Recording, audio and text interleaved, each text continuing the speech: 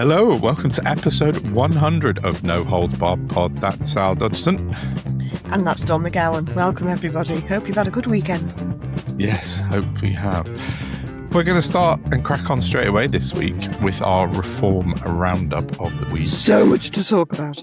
Yes, because we've been... there's an awful lot happened. With Nigel Farage specifically been out and about in Clacton, campaigning for his own seat in the forthcoming by-election in August. So Poor residents are freaking out. They don't know what's going on.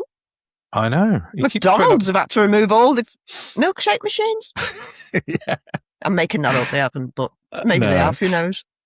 I saw a video of him this afternoon saying, now this is what politics should be all about. And it's him wandering the streets of Clacton with, obviously pre-staged meets with people. Someone ran up to him and gave him a bunch of roses, like a proper massive, expensive bunch of definitely not woman. Staged. Sorry? Did you see that woman? I love you, Nigel. Yeah. Love you, Nigel. Love you. It's like, oh my God. I have a weird inkling in the back of my head about how much money he's spending to win his own seat back at the time of him being investigated for his incredibly shady finances. Odd, I think, timing, don't you? Have you got a theory? Because I have. Well, mine isn't so much of a theory as just a kind of musing, is that it seems weird that he's spending all this money at this exact time in space where he's being investigated for spending loads of money and receiving loads of money. So that's all my little inkling of a kind of brain fart was about it. Go on, what's your theory? The thing is, Dom, as we've been tracking week on week for some time now, yeah. He's into 28 million with the world's biggest gangsters. Yeah, he is. And he shit the bed. And then he double shit the bed when he realised nobody was going to play the game with him. So he's got no options. He has painted himself into a corner of fuckery. Yeah. He has taken all his money to try and deregulate unregulated crypto or keep it unregulated. And it's not worked. Because he obviously, when was it and what was it? We were talking about these MAGA and reform loons having such a high opinion of themselves that they can't fulfill because they're narcissistic and they don't possess the skills they believe they possess. Oh, it's when we were talking about Steve Bannon recruiting people, and you just con men recruiting con men to be conned. Yeah.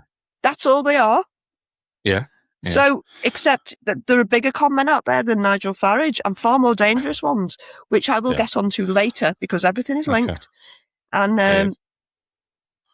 Anne Widdecombe isn't the only person who's dead now because of MAGA. Okay. I'm not sorry, actually, can I take that back? I don't mean she's dead because of MAGA. It's a theory, but people are dying. Yeah. That are not playing ball with MAGA. And I know it sounds, sorry, it's my phone, bibs. Oh. I appreciate it's mad and it sounds insane, but this is where we are. I wish I knew what else to tell you.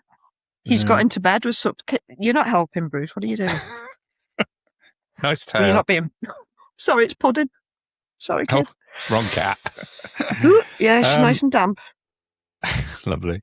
Yeah, no, he's definitely in an awful lot of trouble with the money because, as you just said, he's sort of in hot to Christopher Harbour for nearly 30 million quid, and he's not. I don't know. Is he trying to get out of it? It's not just Harborne, though, is it?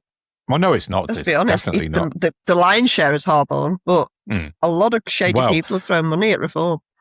Yeah, absolutely.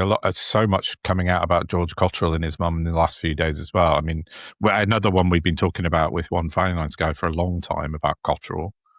That's what I wanted to mention. You know how we were talking about the timing was really weird because we've been shouting about it for so long and like, why now? Why this? Why that? Oh, yeah. I think that I now conclude, having watched very carefully Gabriel Pogrund, I think the man, we know that Carol Cadwallader was working with one finance guy who's working with Gabriel Pogrund. Yeah. There's so much information and it's been happening for so long that guy had to get, I mean, Christ, you do it all the time. He had to get his ducks in a row of everything we know. And some of it we didn't know. Yeah. And he's basically putting it out piecemeal. And it's exquisite the way he's done it. But I think that's why it's taken so long, because he's basically been at the drawing board with like this mountain of criminal and despicable behaviour. And it's like, where'd you start? Yeah, maybe. So I think he's sort of strategized his release of information for maximum impact, and he's smashing it. He's doing a cracking job. Oh, it's certainly working. I think that must be why, because, I mean, just the data alone, we all know most of it, and it still baffles me. Yeah. I think you're probably right on that. And also, and I know from experience when I sort of chatted to the Observer about some stuff last year, that they have to run everything they publish through their legal department over and over and over again to get things right. So yeah, I mean, I feel like I was thinking about this when I was away last week. I feel like a kind of weight has been lifted because Farage is kind of it's been taken care of now. We don't have to worry basically, about like, we've all worked quite hard at this, and we did our exposing bit. him. We did, I think, and I think we were the foot soldiers, or whatever you want to call it, of getting this thing, kicking it into gear, because we put out a lot of stuff. Go on. I've got a DM from OFG saying that like we were instrumental. So yeah. I'll take that. Yeah, definitely. So yeah, we've been talking about it so much for so long. It felt like nothing was ever going to happen, but now it has. I feel like there's a lightness have suddenly appeared that I don't have to think about that frog-faced toss bag every don't minute wind of me every up day. anymore, because I know they're done. Yeah, exactly. They really are, and I'm now sort of moving on to think about other things, and I've got like lots of other things that I'm working on, which is great, because last year when I was writing articles, and I started writing an article about something interesting to me, or that I thought was interesting to other people, but then Farage comes every single half a day. There's a new crazy story was appearing, so you'd have to stop writing that, come back and write about him. Yeah. Now, because someone said to me, "Oh yeah, no, we talked about it a few weeks ago." Carlos Anderson said, "Oh, you've sort of made your name talking about Farage. What will you do next?" Well, actually, that's sort of, yes, it has helped me, but I've got plenty of other things that I need to think about, and we gives us time. You turned a negative into a positive. What's the problem? Exactly, a million other things that's going on that we can talk about. So it's great. Yeah, and just one other thing to note on the time side of things. Venetia Menzies, her name is, who's part of the Insight team at the time. She's works with Gabrielle Progrand on this stuff. She put out a thing today, a photo from Posh George's penthouse of what's her name? I've forgotten her name. It's a funny one. It's the wife. See, this is new to most people, but I know all of this stuff because one finance guy told me about 6 months ago about all these people. But it's really good that it's coming out into the public eye. Brezhneva, I think, I can't remember his name. Anyway, she's was at George Cottrell's penthouse last week. She's the wife of the former Attorney General. Yes, no, the wife of the late. She was the late. Oh, let's try and start. Hang on a minute. I've got the tweet here somewhere. She was married to the former Attorney General of Arizona, where George Cottrell was sent to prison. And Cottrell has been angling for a pardon from Donald Trump, basically. It seems like he's trying to get a pardon from Trump. Hence, people like that appearing at his penthouse in Montenegro. So that took me longer to get out than I hoped. But oh no! Hang on a flippity jibbity second. She's not just the wife of the Attorney General or the former Attorney General. Former, yeah. She is a fucking judge. Oh, yeah, she's a judge. In America. Yeah, Susan Bronovich is a Trump-appointed judge in Phoenix, where Cottrell was jailed in 2017 for a dark web money laundering plot. He's lobbying for a presidential pardon. Again, something we can come on to later about that, because I don't think that's going to go well for him. No, I don't think so either. Because of the Tates. Exactly. I was about to say that because of the Tates. I think that's changed the game a little bit on that. So fucked. It's brilliant. Finally, everything's coming good. Finally, the tanker's turning. Slowly, but it is. Right, let's tie up a little bit of reform. What else? Yeah, Richard Tice is in absolute freefall meltdown at the moment because I think another coordinated coordinated effort by the press has moved their targeting to Tice now because they've done their bit on Farage. We all know now that Farage is up to his eyeballs in shady money. So now they're on Tice again. Now, Progrand, actually, to give him credit, reported on Tice's tax kind of shenanigans a few months ago, but they've renewed their attacks on him and they've trained their guns on him, and he's not taking it well. To be fair, I mean, we're calling them attacks. They're reporting despicable criminal behaviour. Right. No, you're right. But they're not going after him because he's like, I don't know, anything else but an arsehole. No, but even the BBC have kind of reporting about more money from the Cottrell family that went to Richard Tice before the election, and they think illegally, and is now being investigated by the police. So Richard Tice has been having an absolute crazy meltdown for about 3 days, screaming about the establishment and blah, blah, blah. We're all out to get me. The NCA! Infamy, they've all got it in for me and all this sort of stuff. That's it, isn't it? And he's come full Frankie Howard. Oh, was it? No, it was Kenneth Williams that said that, wasn't it? But anyway, yeah, he put out a tweet this afternoon saying both the BBC and Metropolitan Police appear to have acted in clear breach of legal obligations, contrary to well-established case law in the BBC's reporting about me over the weekend. And this is to do with him being investigated by the police. He then goes on to say, I've written to both the Commissioner of the Metropolitan Police and the BBC's Director General setting out these serious breaches, and my lawyers have also been instructed. Any media organisation considering repeating these allegations should exercise the utmost caution. To which I quoted his post with the Telegraph article, which also yesterday had a headline, Police Investigate Tice Company Over Reform Donations. So his pet newspaper, the Telegraph, who he quotes and writes for, as does Farage, I assume he's going to sue them as well now. So I'll be interested to see. But also that's no shit. Got some questions to answer as well about loans. Apparently, yeah, there's something to do with Simon Dolan and Mustique, I think. But yeah, I don't know the ins and outs of that for sure. But they're all up to their eyeballs in it. They're so dodgy.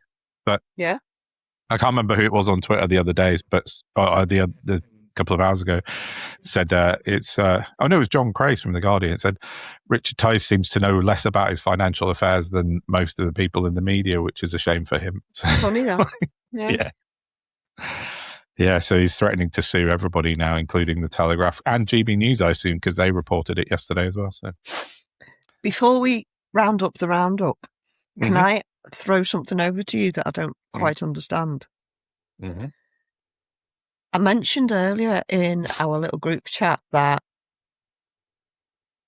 Farage needs to be voted back in to be investigated, to be sent to prison. And friend of the pod, Mike Dix, came back and said that if he doesn't get back in, he'll be criminalised anyway, and he'll just go to prison, and it'll save the taxpayer money. Will he? I'm not so sure.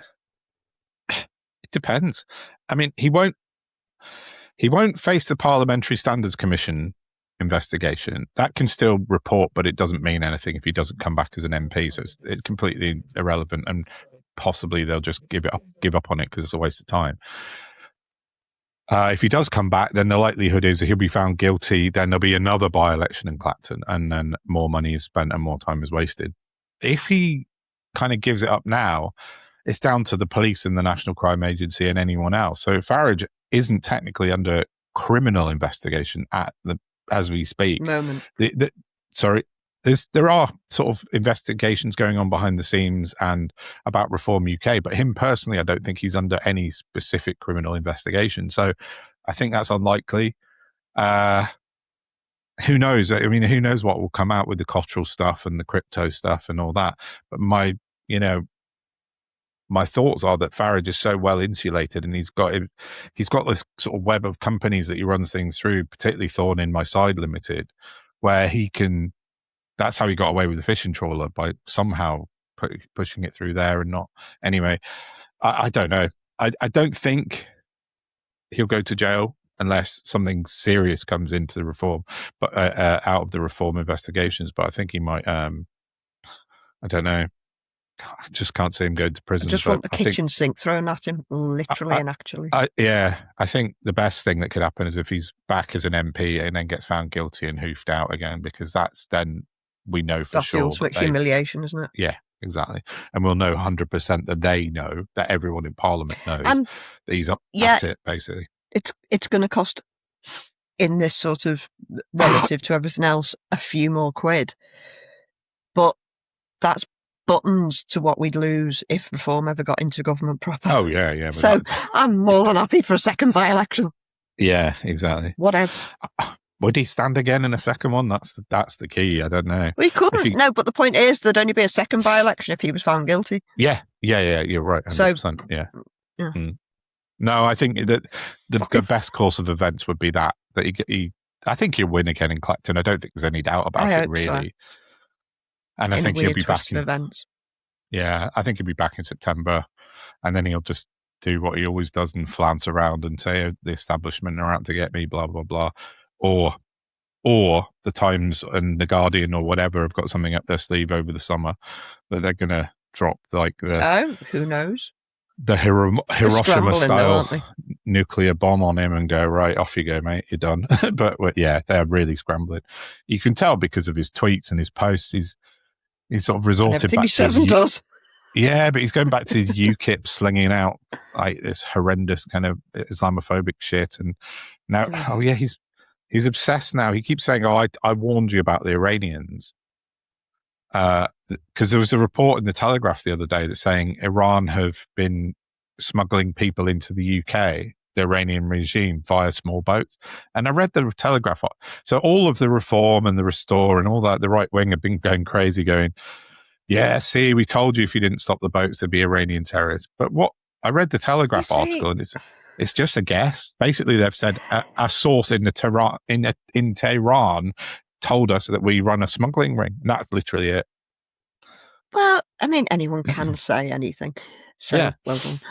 But this is, I just think they're such myopically brained people, or they presume everybody is.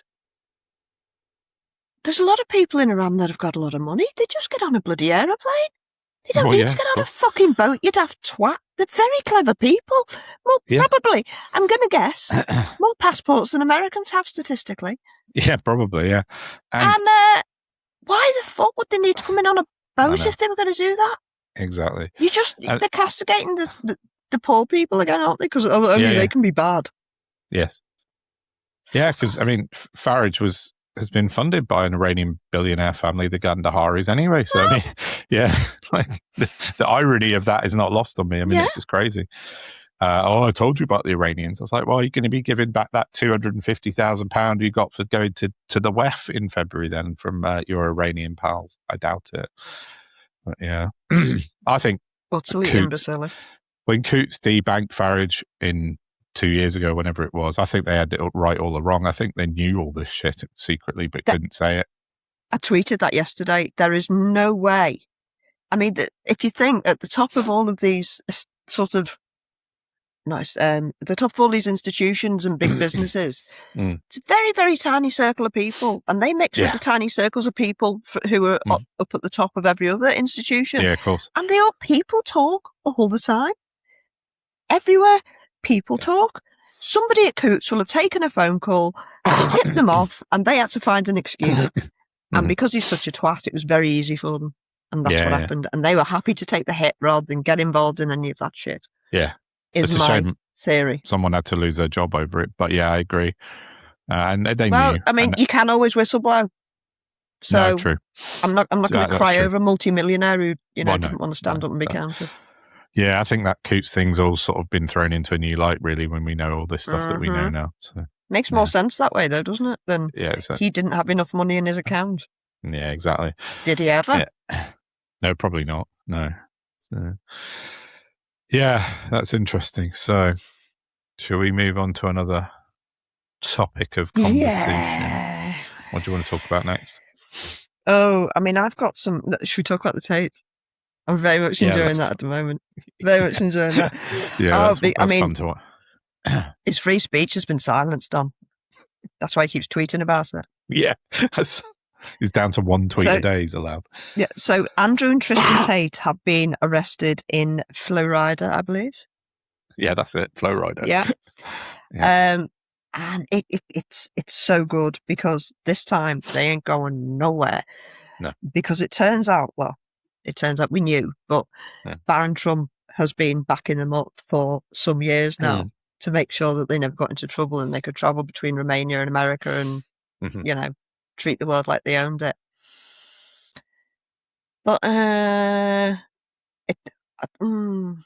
it's weird because it seems that the British have dug their heels in and found all these new charges. I've seen videos that I've never seen before this week of Tristan Tate, like literally at a table outside somewhere lovely and sunny with the back of it, clearly a young woman, let's say, sat on his knee, and he's threatening to punch her in the face because she sat on his knee and nearly crushed his Louis Vuitton sunglasses that are brand new, but they were in his other pocket, so it was okay. He didn't have to punch her in the head. Yeah, it's just rough. No, off. They need to be in bloody Broadmoor, which is another conversation about. I've forgotten about that as well. Oh yeah, that's another thing, isn't it? That's true. But they are now awaiting extradition from America, which they thought wouldn't happen because they thought that they were so in with the Trumps. Turns out that the Trumps keeping them from justice might have got the Trumps into trouble. So now they're basically radioactive to the Trumps, and they don't want anything to do with them, which is fantastic. No, but it's great. Also very likely the reason they're not going to touch Cotter with a shitty stick either. Yeah, quite possible. It's quite possible. Which is it's quite amazing that there's people so bad that even Donald Trump won't touch them. You know. Well, no, it's not that they're bad that he won't touch them. It's that they're already in trouble for what they've already done, trying to get them out of justice. Or keep them from justice, rather. Right, yeah. You know, and they're all Fredophiles, aren't they, together? So. Appears so. I'm not, Andrew and Tristan Tate are terrible, terrible human beings, but I do not for 1 second think they're worse than Trump. No, probably not. No. God knows how many people he's killed just by his existence. Very true. Yeah, it's a. I hope the extradition request goes through quickly and, you know, seamlessly. Bedfordshire police they've been the ones sort of behind all this, haven't they? And working tirelessly for years with the lawyers of the victims. Incidentally, yes, they were. Yeah, definitely. But there was one of the lawyers for the victims was on LBC last week talking about it, and he said, you know, hopefully we put in all the extradition requests via the police and all that sort of stuff. So it's just a wait and see, and hopefully things move quickly and they can stick him on Con Air. And America have said point blank they are not fighting the extradition. They're going to let him go. Oh, have they? Categorically said that? Yeah. Oh, I missed that. Fuckface said it at one of her conferences. What's her name? Levitt. Carolyn Levitt. Oh, good. Oh, yeah. Fine. That's great. I know she got asked, and she just said we will not be challenging it. Oh, that's even better. I hadn't missed that. That's perfect. We do have an update from Andrew Tate, who said the other day that via tweet that he'd been cut off from the outside world because he's like that. So today's update. He said a lot, hasn't he? Yeah. I am in special housing unit in brackets SHU for anyone who couldn't figure that out. Yeah. My water faucet is broken. Using American language for Americans. I am not allowed bottles of water in SHU. I have nothing clean to drink. Oh, no. My only water comes from the shower, warm and from a brown and filthy faucet. He doesn't know how to clean, does he? No. It has given me persistent stomach problems. Oh, my God. The water I am drinking is not clean. I am an American. Pick a lane, son. You're born in Luton. Innocent until proven guilty. You're the one that's been uploading the videos to the internet of yourself being guilty, dickhead. And telling people that you're guilty. Yeah. But I am forced to drink poisoned water. You're still alive then. Can't be that poisonous, can it? Yeah, exactly. Where are my rights?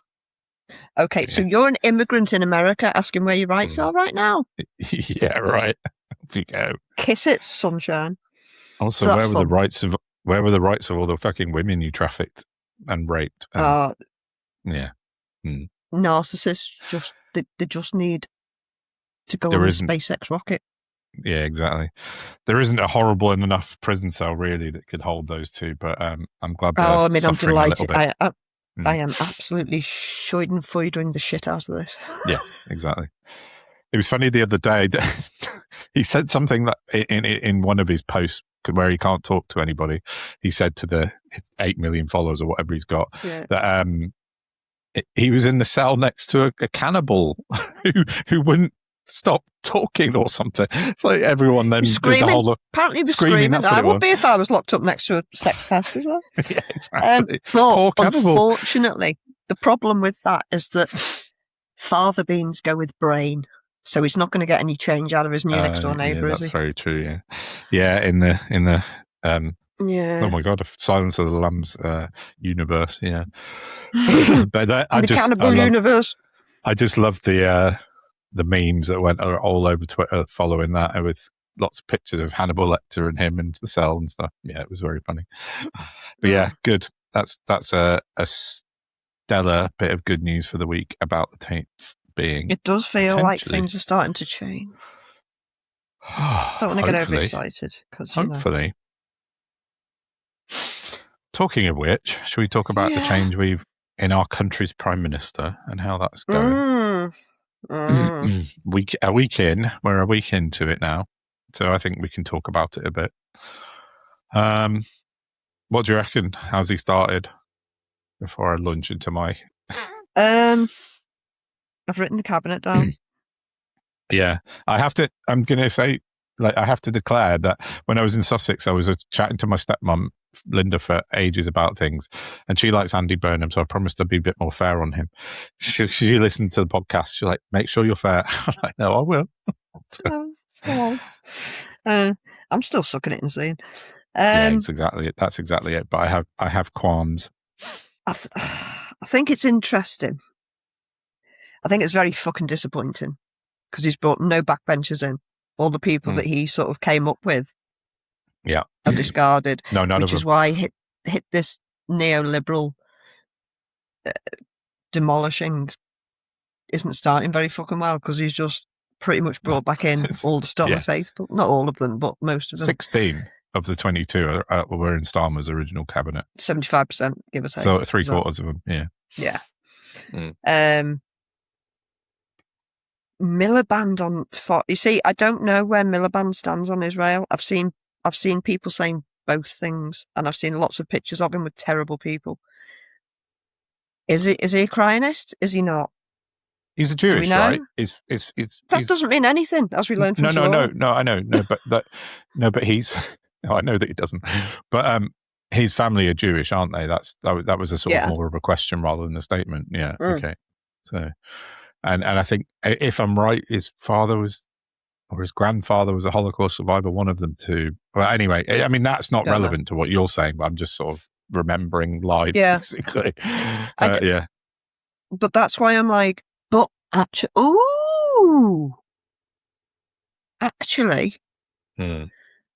he's been put in as Foreign Office Minister. No, he hasn't. What does it? Minister Foreign Secretary. Thank you. That's what I was looking for.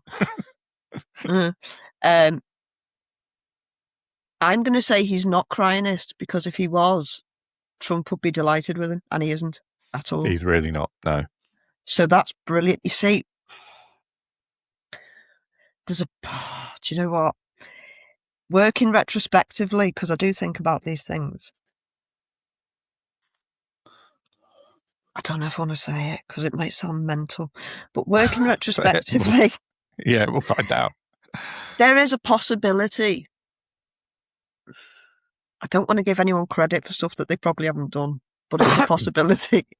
Right. That, oh no, my theory is not well founded enough. What I'm getting at is that, very badly, I'm wondering if this wasn't a long-term strategy all along. And I say that because there was such little fallout between Burnham and Starmer over it was like a bloodless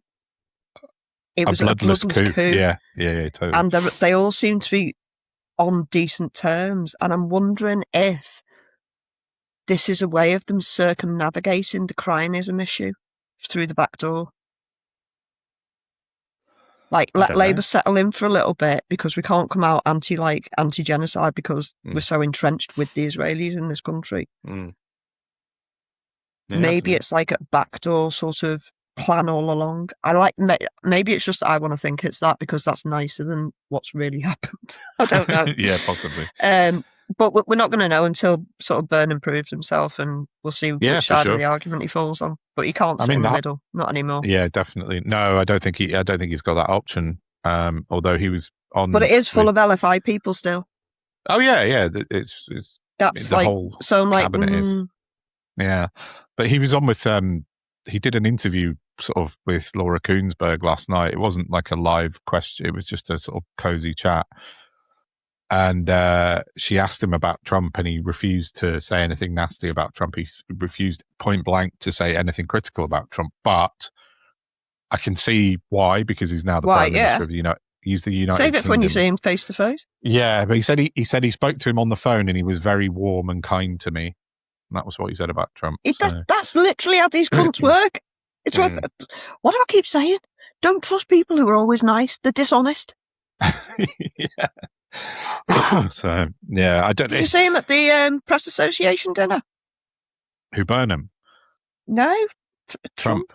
Oh, what, when he did the correspondence dinner thing? Yeah, that's what I saw a bit. Yeah, I saw bits of it, but I didn't.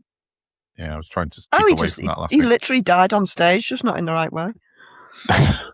He was chronic. But he literally, it was bizarre because Wolf Blitzer was stood there and he introduced a load of people who've won awards, I think, for the Wall Street Journal, literally on anti-Trump stories. And he went and shook all their hands. One of them blanked him because she had to relocate because he doxed her or something or other. Right. And she pretty much blanked him. She was like the first one. She sort of, whatever, walked off.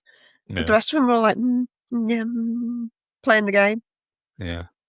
I don't understand people. I saw Spain doing that when they won the World Cup last week as well. Like they were all just that was shameless. But yeah, but then they did Photoshop him out of all their pictures when they won the trophy, when they were on doing the celebrations. Cool. They pulled him and Infantino. They photoshopped him out of every single one, which was nice.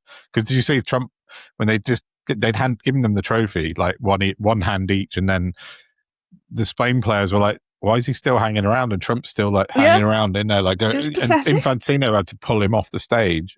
Come on. This isn't your moment, mate. Get off, you twat. Anyway, we digressed away from Burnham. Yeah. Ed Miliband, I'm not sure. I don't mind Ed Miliband. I've always quite liked him as a politician. I think he's a good speaker, and I'm as positive as I could be while still remaining highly skeptical about Ed Miliband at the moment. I like him. Has he achieved anything with his 2 years as Energy Secretary? Yeah, he's achieved a bit. And we'll talk to Jim Dale about that a bit more tomorrow. Okay. Yeah, he's been very forthright in it.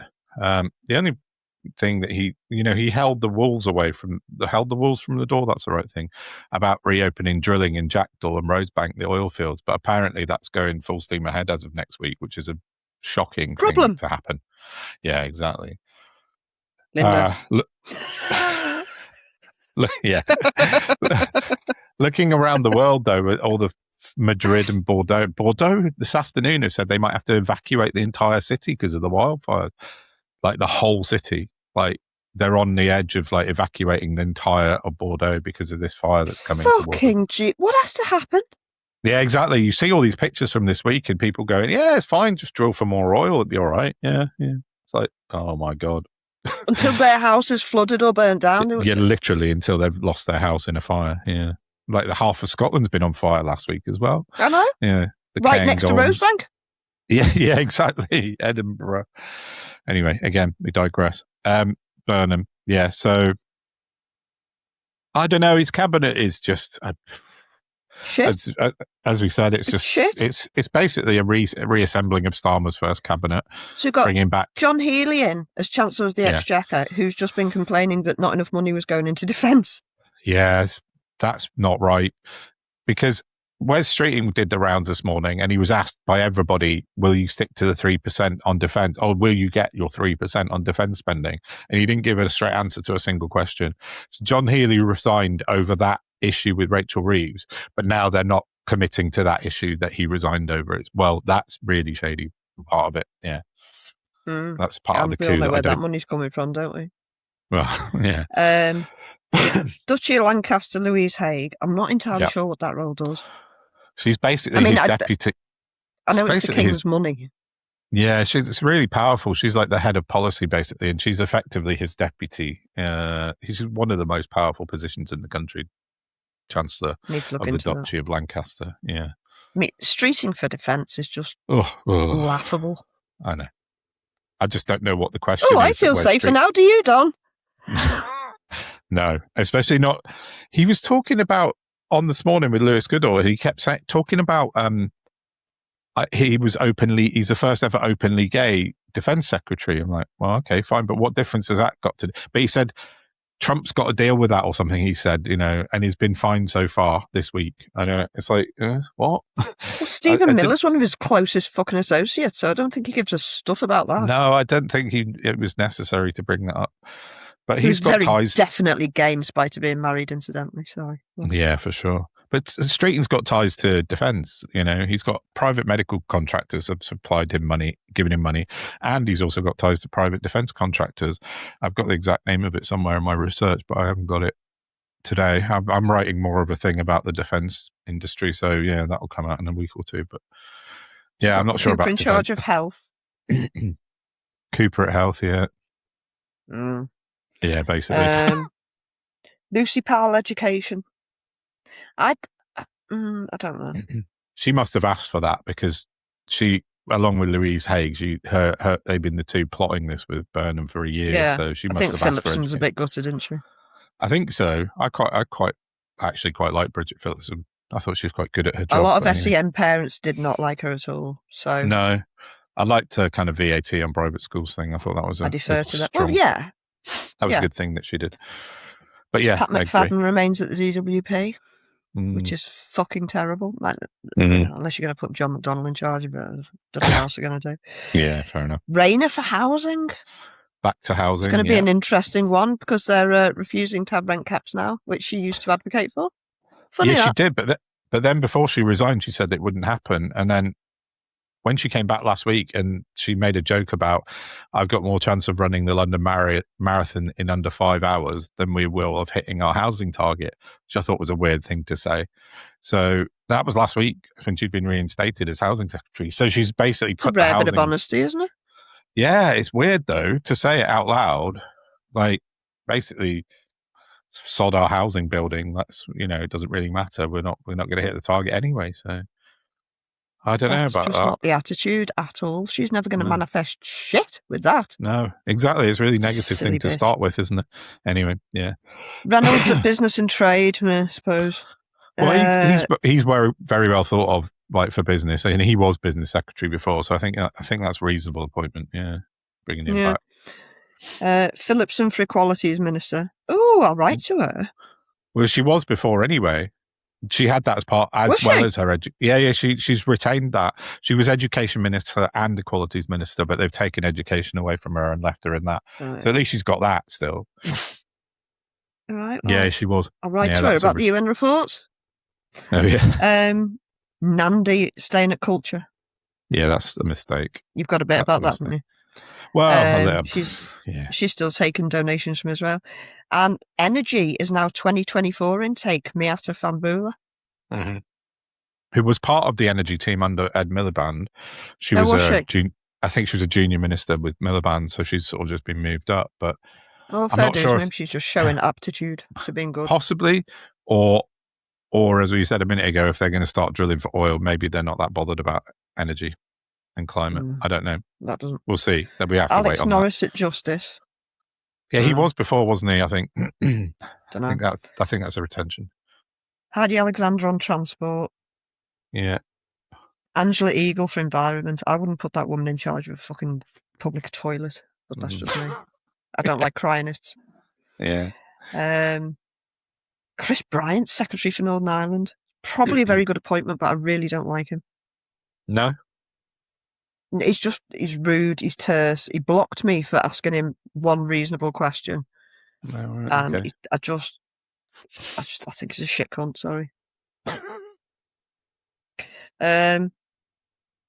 Douglas Alexander in Scotland, wasn't he always there? Yeah, I think that's. Or is it just because he's Scottish? I think he's always there. No, I think he was there before, but so no change there then. Kinnock in Wales, plum job for him. The Welsh dynasty of Kinnock. I mean, the rest of it's just blur, isn't it? Yeah. Ellie Reeves, Attorney General. What the fuck's that? Yeah, how is she a lawyer by trade? I didn't know she was. Let me have a look. Attorney General. Let us know because. Oh yeah, she is. She was a barrister. Yeah. Okay. Fair enough. Yeah. So was Leila Cunningham. Yeah, true. But she's already been. She was previously Solicitor General for England and Wales, so she's just been bumped up a rung basically on that. Oh, not happy about that at all. What's that? Minister for Intergovernmental Relations, Hamish Falconer. Oh yeah, he's on the rocket without a shadow of a doubt. Yeah. That's nepotism 101. Yeah. Minister for AI. I didn't know we had one. Yeah, this is new. Yeah. Kanishka Narangan. That's it. Who I think was working in the Department of Science, Innovation and Technology previously, and then now that's been scrapped. He's been made the Minister for AI. So they devolved it, and yeah, I think so. And a lot of people are saying that the government are really not interested in AI whatsoever. Burnham's government, anyway. What's happened to Liz Kendall? She's gone. I don't know what's happened to her. Oh, good. She was the Minister for Science, Innovation and Technology, but they've scrapped the department, so she's been hoofed. So she's out of it. Well, she's still an MP, but she's not got a ministerial government or cabinet role. Yeah. So that's about the size of that, really. Okay. Tell us about DCMS. Well, basically, I think I've spoken about it so many times about Ofcom, particularly about the fact that it was what they call sponsored by the department, DSIT, D-S-I-T, Department of Science, Innovation and Technology. It's much quicker if I just say DSIT. So Liz Kendall was the minister in charge of Ofcom basically for the last 2 years, but now it's been split up. And it's really quite disturbing when you look at how many departments are now going to be going into Lisa Nandy's kind of purview. Who can't cope as it is because she's done fuck all in the last 2 years. Well, yeah, she has. But as it turns out, it's not really been Lisa Nandy's job to monitor Ofcom. It's been Liz Kendall's, which we all sort of seem to have got wrong, basically. But now she is going forward. It is her job.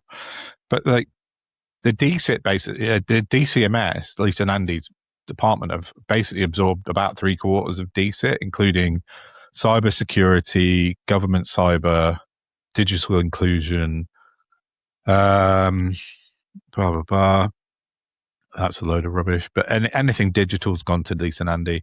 Everything, the government website, gov.uk, that's all gone to Lisa Nandy. So everything to do with my computer is Lisa Nandy's fault, is that what we're saying? Basically, yeah, exactly. Awesome. All security and online harm goes to the DCMS, as well as the sponsorship of Ofcom. So now it is officially Lisa Nandy's job to regulate Ofcom. Some other departments from DCIT have been spread out to other places, and they've made instead of the Department for Science, it's too many words, but they've made the Department for Business, Innovation, Science and Trade BSIT instead of DSIT. So that's what Jonathan Reynolds is going to look at after. So it's a more business focused thing rather than a science tech thing. Yeah, it's all a load of kind of wordy nonsense. But the crux of the matter that I'm worried about is the fact that Lisa Nandy's got much more to do in her role at DCMS, and I don't think she's done a fucking thing in the 2 years that she's been at the DCMS so far. So, but she's from Wigan, so Andy Burnham likes her because she's not from the north. So yeah, it's fine. Yeah, but Oh, mm, oh! I wonder. This is like a pin for another app when I've looked into it. Given he's just created a number 10 North in Manchester, how's that going to affect expenses for second homes? Because they're not going to have to live in London anymore. No, true. Well, certainly a lot of the northern MPs and northern ministers who already, and God knows it will be cost. I mean, I don't have an opinion on this new venture. Again, suck it and see. Yeah. But assuming it's like everything is done on a cost-based analysis, isn't it? Yeah. But they're going to be spending a fortune relocating staff or offering relocation packages, and it will cost the taxpayer a bloody fortune.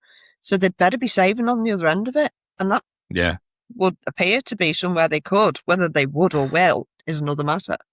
Yeah. It's all hypothetical. Yeah, I read I'll have a look at that. I read a post from someone, I can't remember which journalist it was saying that a lot of the civil service had been offered a great deal of money to move up to Manchester, but an awful lot of them have said no. So therefore, the problem is, yes, devolve government, yes, have an office in the north, but I think having this entire, let's move everything up on a Friday or Thursday to Manchester. Well, they're just duplicating, essentially, aren't they? Exactly. It's going to cost an awful lot of money that doesn't need to be spent when we're trying to be saving money. So, I agree especially with the second home things, if it's northern MPs or... Yeah, but my point is, if they're not having to claim for renting something ridiculously expensive in London because they can travel from there, like Lisa Nandy's got a house in Wigan, I'm assuming. Yeah, she can bomb it into Manchester in 20 minutes or whatever. Yeah, they should. Which would save thousands, but maybe I'm being idealistic. But then they're doing half the week in London, half the week in Manchester, so they'll have to do both. That seems insane. Yeah, that's the problem. We have Zoom now. Yeah, it's doubling up. And Andy Burnham stood in the number 10 North office the other day and said it was the greatest day of his life. It's like, mate, you've got 2 kids. What's happened to them? And a wife. Yeah. But yeah, I don't know. It's very early days with him. I'm a bit over this kind of him appearing in TikToks with people playing guitar. I've seen about 5 of them already. Like him DJing, all that sort of stuff is just. I'm a bit like, oh my god, you don't watch cringe. Andy Burnham. Watch Russell Kane. Oh, he's got a new one. Have you seen the new one? There's been a few of them. I haven't caught up completely. Oh, I saw one. Carl Turner shared one the other day, and he said, "Oh, this is brilliant." I think we should put it in at the end, actually. But yeah, cool. I don't know. I think in a week he's released a few things, to positive mood in what. The first one was ridiculous. The saving £45 a year on energy. Fuck off. Energy bills. Yeah. Within minutes, Martin Lewis came out and rubbished it as nonsense. That's exactly what I was about to say. Oh, what are you going to spend your £2.75 a month on? Which is going to be, as of October, when the energy price cap gets properly hit by the Iran war, is going to be wiped out. So, yeah, that's what I was going to say. It was insulting. It was a bit. It's very similar to the kind of announcement about the pubs having VAT reduced as well. He's going to take 20% off pubs and gigs and restaurants. But going to filter down to the consumer, is it? Is it balls? Well, there's 2 things about that. One, Rachel Reeves already announced that she was going to do that in January anyway. And 2, it's part of a financial package of cost. But that's not the only thing. Yeah. Financial measures for the cost of living. So she was going to take 15% off. He's basically taking 20% off. So he's kind of usurped her by 5%. But most of the pub industry have gone, well, this is about £1,000. It's not going to touch the sides, mate. Thanks for your kind of thought. Welcome to the fucking club. Exactly. But what else did he announce? Oh, the bus fare cap for £2, which is great if you live in a city. Brilliant. But if you don't live in a city, it doesn't mean anything to anybody. It's 85% of road traffic is by private car, 4% of traffic is by bus. So, brilliant. They need to be encouraging people out of the cars and into the buses by making them I genuinely think buses should be free. Yeah, why not? Absolutely. I think Make they should be paid for by the state. Would 100% be behind that, 100%. Because, yeah, as you say, we need to be getting people out their fucking cars. Put on, like, you know, I live in the middle of nowhere. We have a bus which comes through the village twice a day, but that's it. If you don't have a car, you can't go anywhere. You can't go to the shops or anything, you know. So, yeah, increase public transport, buses particularly, make them really cheap or free. It would be brilliant. So yeah, I mean, it's good. It's a very city-based kind of announcement again, though. What else did he announce?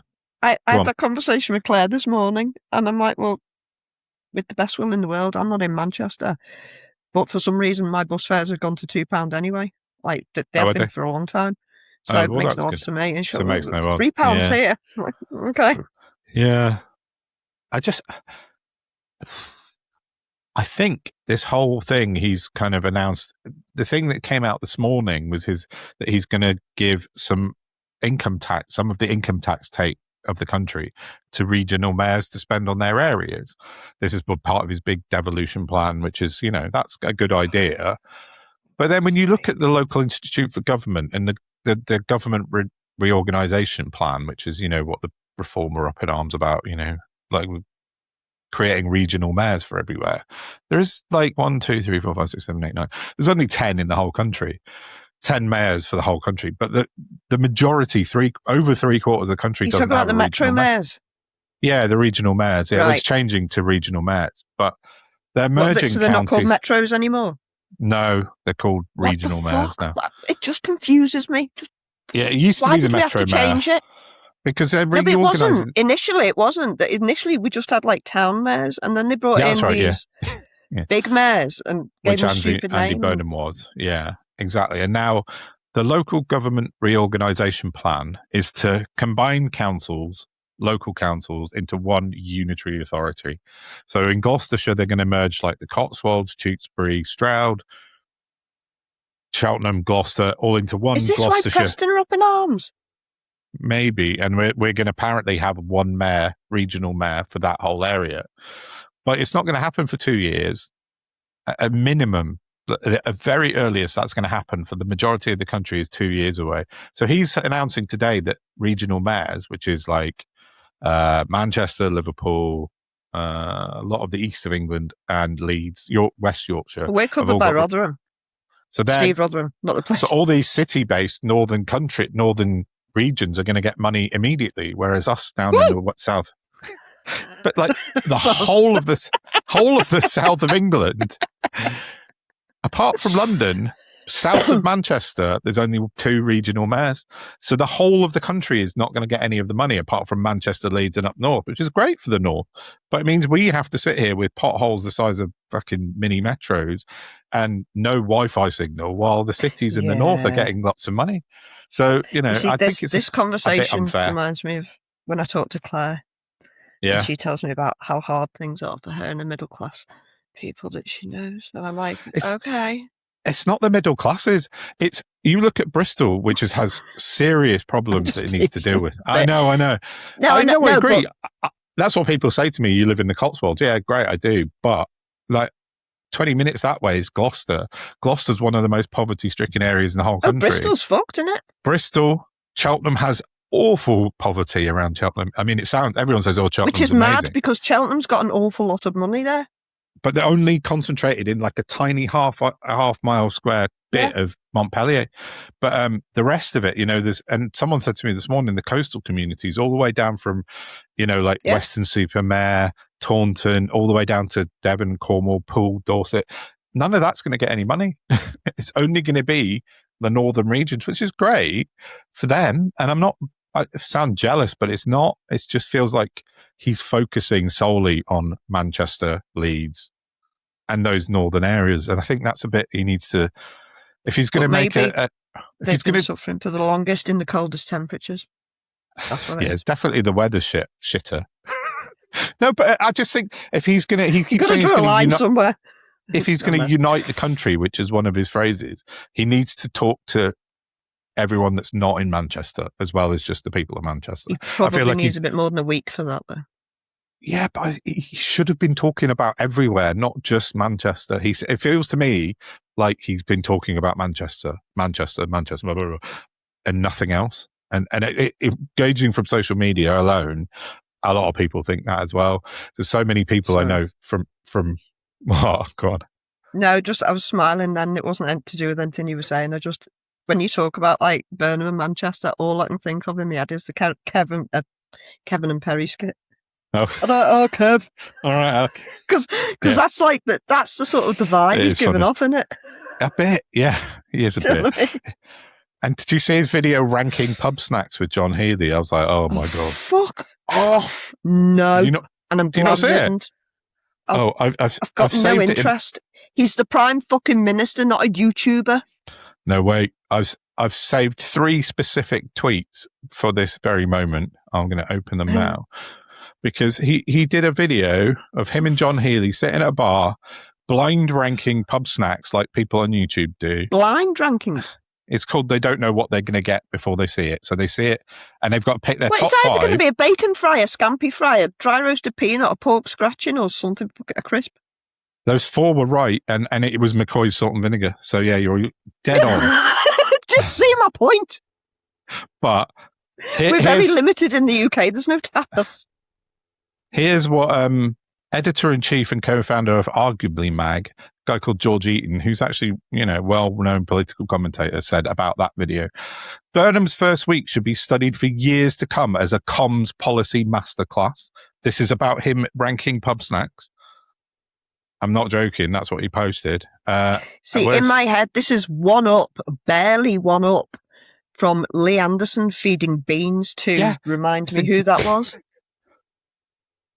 I can't remember which one of the ones it was. Was it Gullis or someone? It was Gullis or Ben, whatever his name was. It used to be everywhere, whatever his name was. I've forgotten his name. Sure, I know it'll come to me in a minute, but it might have been Jonathan Gullis. But so Lewis Goodall of the newsagents, who started his show today with saying that Andy Burnham has created a political, he's taken command of the political story, he said, was how he started his show this morning. But so he said of that pub ranking snacks video would be so easy for this to be cringe, and yet it's not. No, it is, Lewis. Labour's comms has been in another league this week compared to what went before. I mean, they're all like flapping at Andy Burnham going, look at me. The bar is in the Mariana Trench with Labour comms. Yeah. Well, yeah, it is. But they've been absolutely losing their mind over it. Even like Ben Kentish. I'm not even going to read it out because it's so sycophantic and bullshit. I can't bear him. No. But they're really lapping it up. Whatever he's putting down, the non-far right ones are loving what Burnham's doing with his kind of cringy David Brent dad kind of centrist dad thing. But look, his first month or 2 is going to be probably great fun for him. Let's see what happens when he settles in. Well, I think people are already starting to pull at the seams of his things, and particularly people saying I want to be optimistic. A lot of the stuff he's sort of announcing as policy was already there in the first place. He has announced about 4 things that was already under Rachel Reeves's kind of stuff. So, yeah, I don't know. He's just, people like him more than Keir Starmer, so maybe he can do what Keir Starmer was trying to do. Yeah. But he can do it better, so fine. If he does, great. Keir Starmer was just such a disingenuous prick because so few people know about where he came from and what he was about. Yeah. And they just lapped up the nonsense. He was a duplicitous twat before he even came into politics. Yeah, I said duplicitous. He was he just wasn't ideal. Took a lot of expenses where he didn't need to. Yeah, they all do that though, don't they? Doesn't make it okay. No, it doesn't. But Andy Burnham will be doing exactly the same as Keir Starmer did. That's the thing. I said to you about you see, this is what I'm trying to get to. Is he just putting a bit in the north because it'll save so much on expenses for everyone who has to claim for a house and all their energy and all the travel and all the food and everything they need to survive away from their home in the north? Maybe just fancies working from home. I don't know. But the thing I said to you about 2 weeks ago when we were sort of kind of guesstimating what might happen was, and I said about Keir Starmer being labelled a genocide, warmonger. I haven't seen that put to Andy Burnham yet, but he's explicitly stated that he will do exactly the same as what Keir Starmer was doing. So I just think... Well, he's come out and said more than Starmer ever did. Well, he said he's quite happy for the US to carry on bombing Iran from the base down the road, which has told Iran have then announced that they're going to target the base down the road from me, which is actually worse than where we were 3 months ago. So, but nobody's saying he's a genocidal warmonger yet, but he's doing the same stuff. He is, though. He's doing exactly the same thing. Yeah, but it's interesting because Zach Plansky got onto the fact that I want to say Lou Haig, but I do get her confused with the other one. Sorry, it's really bad of me, isn't it? It was either Lou Haig. I'm sure it was Lou Haig. It was the telephone one. Mobile phone one. That was Louis Haig, yeah. Okay. Had a I'm fraud sure it's conviction, her. Yeah. Who and Wes Streeting, who've both come out and said that they believed what's going on in Palestine is a genocide. And he's written officially to them and said, right, you've said this. Yeah. So now you're in the cabinet, what are you going to do about it? Yeah. Yeah, Wes Streeting had said that after he resigned from government, and then he's not repeated it since. I don't know about Lou Haig's version of it, but yeah. But I think Burnham's a rollover. I don't think there's anything different, really. I mean, I think he's putting some new things out. I'm trying to be optimistic here for Linda's sake. Yeah, I'm being fair because I'm waiting, and I'm just skeptical, and I don't. That's all. Yeah. Yeah. So we'll see over the summer how this plays out. This is what repeated trauma does to people. Yeah, true. What are we on? An hour. Just a hope that kills you. Should we move on to America, as we were sort of talking about them anyway, and then we'll sort of... Oh, we're going to have to be brief, aren't we? Which is fortunate because I am light on detail. Yeah, I haven't got much on America this week, to be honest. Apart from the war. A few bits that I will rattle through. Not technically America. Oh, just let me get my bookmarks up. I'm trying to go to... I'm not driving Twitter very well at the moment. This is as per Declassified UK, so it's going to be solid. New Met Police reopens war crimes case on Britain's fighting for Israel. Exclusive, the Metropolitan Police has reversed its decision to close a war crimes probe into the UK nationals who fought in Gaza. One of which is going to be that doctor in Leicester. Oh, yeah. So that's good. So yes, I don't know why that happened, but I suspect it's due to the fact that this week, shockingly, really shockingly, the US House voted 216 to 212 to pass a National Defense Authorization Act that has a section which integrates the US and Israeli militaries. Israeli now has more power in the US. Yeah, that's America's fucked. Yeah, I said to you before, I forgot to read about that properly because we need to know more about how that's going to work. But it's terrifying. That's the press news. Who are also very good. So I saw the headline pass by a couple of days ago, whenever it was happening last week, and I thought, oh yeah, that's something I need to look at. But it's not ideal, is it? If the American and Israeli militaries are more Israel are linked just draining America. Yeah, they are. There was something popped up today, actually. Yeah, go on. Well, no, they're just like a rabid. They're like Cujo, aren't they? Ooh, it's a mad reference. It's like the Cujo of countries. Yeah. They can't stop attacking. No, they're they can't. Rabid. Right, yeah. I saw something pop up this morning that Donald Trump's been held back from going further in the war with Iran because they're basically running out of missiles, and that's down to Israel as well. Yeah. And they're also running out of manpower. Yeah. They've been hiding the figures of the manpower. Israel have been struggling for a long time because their troops are knackered because they've been fighting everybody, being murderous perpetually for a very long time and tiring work, killing people, I believe. So now, further to, we reported on it a few months ago, on December the 1st, all eligible American men will automatically be registered for the Select Service Draft. So that means all men over 18 in America can and will be dragged into the army under law. Yeah, that's worry. Poor Americans. So, well, poor non-Trump horrific. supporting Americans anyway. Yeah. And as we all know, famously, that Donald Trump avoided the draft because of his infamous bone spurs. Was it Vietnam? I think he avoided the draft for because he apparently had bone spurs in his legs, which is obviously a load of bollocks. Yeah. We used all excuses, didn't we? I'm just checking I haven't missed anything. But this story... Oh, no, God, I need to just check at the time. Nope, that's not what I'm looking for. Go back. So, Dr. Nafeez Ahmed. Yep, I know Nafeez. Put a tweet out this week. I don't think I know this. At least I don't think I did know this. Convicted fraudster and Nigel Farage funder George Cottrell used a fake identity to get hired in the city. He's floating around with a black passport. 2 passports. Cottrell, yeah. Where the fuck did you get that from if you're not in MI5? Well, the international gangsters, Dom. That's the answer to that. Exactly. Yeah, that's how you get that. That's what I was reaching for. So if he didn't get it from MI5, he got it from international gangsters that, lent him 28 million. Fun. Yes. Mm-hmm. But that's worth looking at because what a story just as a standalone, and it's just a part of it. I hope somebody's writing a book about this. Are you writing a book about this? It's crossed my mind, actually. I have crossed my mind. Yeah. Crack on. Right. One last story and then you can start writing the book because that's a winner. Yeah. It's about water. Yeah. Which is ironic. Oh, yeah, go on. No, you carry on.